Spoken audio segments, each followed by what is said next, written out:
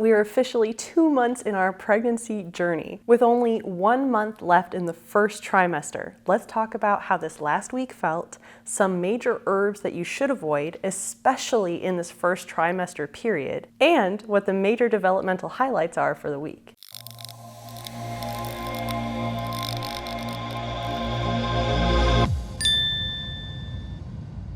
Welcome to the Deconta channel, where we discuss all things educational and we never duck away from difficult topics. So what has week 8 of pregnancy felt like anyways? Well, first things first, the breast soreness and nipple soreness in general, that's been a pain, quite literally. Not to mention that the nipple size at this point has also increased. I feel like I have frisbees as nipples. It's also really challenging to sleep at this point. I find myself waking up frequently throughout the night, at least 3 or 4 times, and with every waking I have to go pee, so then you're disturbed from your sleep cycle because you have to get up, go pee, come lay back down, find your comfortable spot. It's just a chore. Not to mention the anxiety every single time I wake up. I feel like, oh, I'm laying on my back. Maybe I should be laying on my side. Oh my gosh, now I'm laying on my side. Am I gonna roll onto my stomach? And now am I gonna put too much pressure on my child? Is that going to literally kill my baby? I don't know. Release the anxiety monster. Or if you're familiar with Big Mouth, you know, Tito, the anxiety mosquito, he's a common visitor in my brain.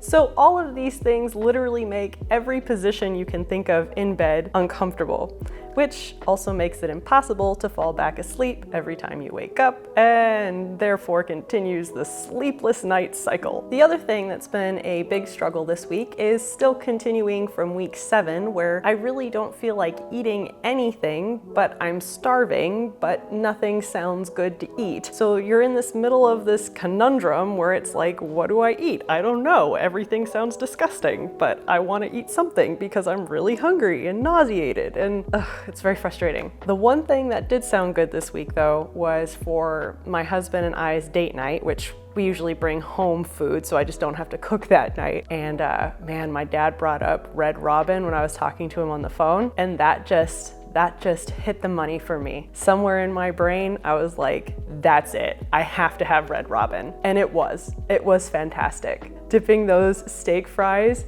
in ranch, that was literally the only meal I have eaten in weeks where I felt full and satisfied and just so happy after eating. I'm pretty sure I had a couple tears go down my face because I was so happy for once. The other things that sounded really good were Panda Express, although I did not fulfill this longing, and my Oma's home-cooked meals. So my Oma, who lives in Austria, she makes all of these amazing home-cooked foods. Frittatensuppe, gemischten Salat, which is just basically like a crepe soup, and a mixed salad where you've got sauerkraut and all this other good stuff in it. And man, her savory pork and gravy and knödel, that's all I wanted. There was a whole day or two where all I could think about was my Oma's cooking. So in other words, weeks 7 and 8 have definitely been my least favorite.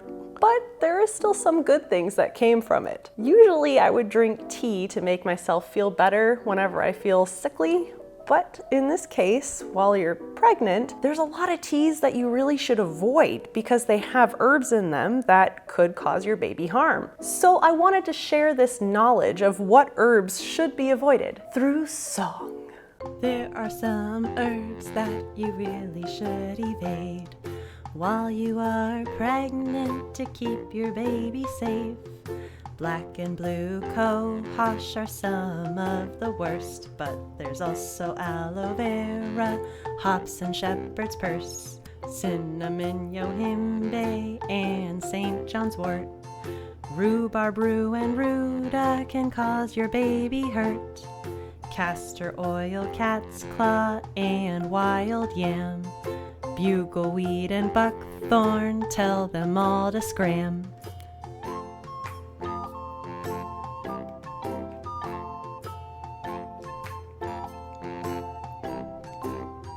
Lemongrass and yarrow, golden seal too. Passion flower, nettle leaf, and feverfew. Rosemary, centella, yerba mate, and juniper berry all gotta go away. pennyroyal and kava and corn smut. Jimson, wheat, and comfrey should never touch your gut. Ephedra and baldo and tansy are no good.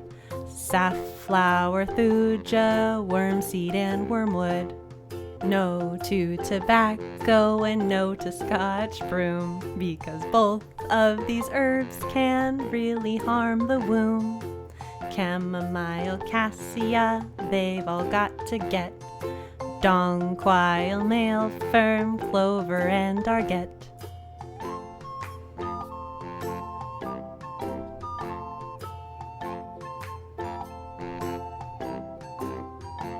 Lady's mantle, fennel, and sacred bark are all of the herbs that just simply miss the mark.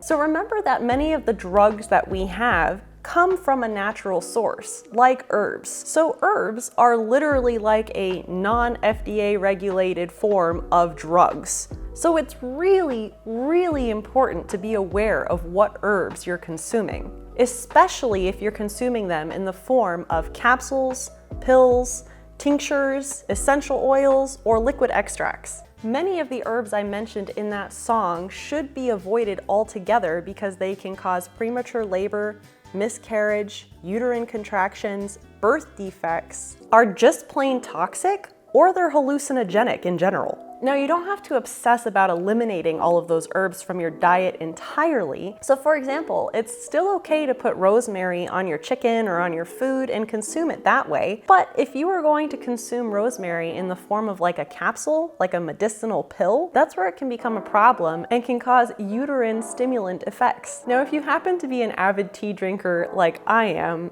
don't fear. Not all of the options are off the table here, although a lot of them are because a lot of teas are made of herbs. However, the good news is that black, white, and green tea are not herbs. So you can still safely drink those while you're pregnant as long as you're not consuming like 3 gallons of green tea a day. That has excessive caffeine. Obviously, while you're pregnant, you still want to limit your caffeine intake to like 200 milligrams per day or less, which would be equivalent to like 1 cup of 12-ounce coffee. Or you could have more cups of green tea because it has less caffeine than the coffee does. Just saying. You can spread your caffeine out over the long period of the day. Enjoy multiple cups of green tea. Delicious. Another great tea option is really any kind of ginger tea. Just make sure you check the ingredients so that they didn't add some other herbs to it. I found this to be a problem when I was trying to find ginger tea to control my nausea, and they would always end up adding some other random herb to it. So just make sure you're checking the ingredient label, that it's just ginger and maybe lemon or something.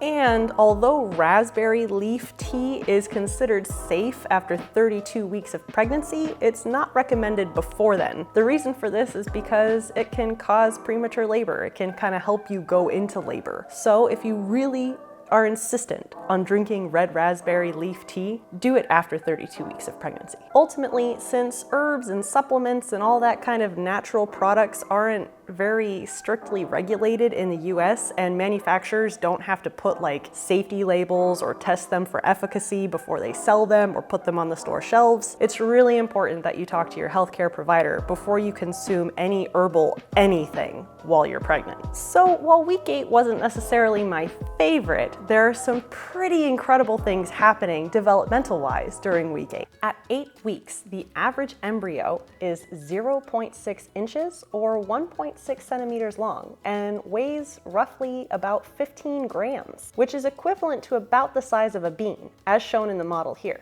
Your little bean is also moving now. Well, more like twitching and stretching, but still movement nonetheless.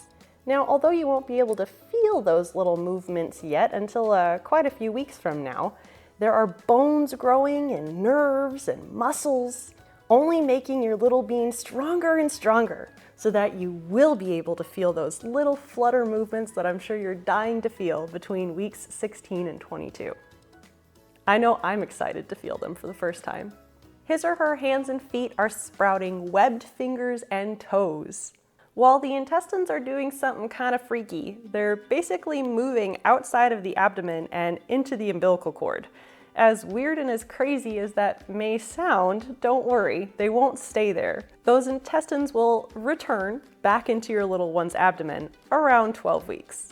And last but not least, your little one's breathing tubes are now attached to what will be the fully formed lungs later on. In order to protect your growing little bean and continue these amazing major developmental milestones, please do check everything that you inhale or consume or rub on your skin for any of those herbs that should be avoided. You'll be surprised where those herbs linger. I ravaged through my herbal tea cabinet, my shampoos, my conditioners, my lotions, and I was shocked to find how many of those herbs were actually in the things I would normally use. For your convenience, I've linked that wonderful list of herbs that should be avoided in the description below, so that you can check your daily usage items as well and make sure that you're not putting those herbs on your skin or in your body. So have you seen any of those herbs that I mentioned in something that you use on the daily or used to use? Tell me about it in the comments below and help spread the word to let other mamas know too. These videos take quite a bit of time to make, but it would only cost you a second to either like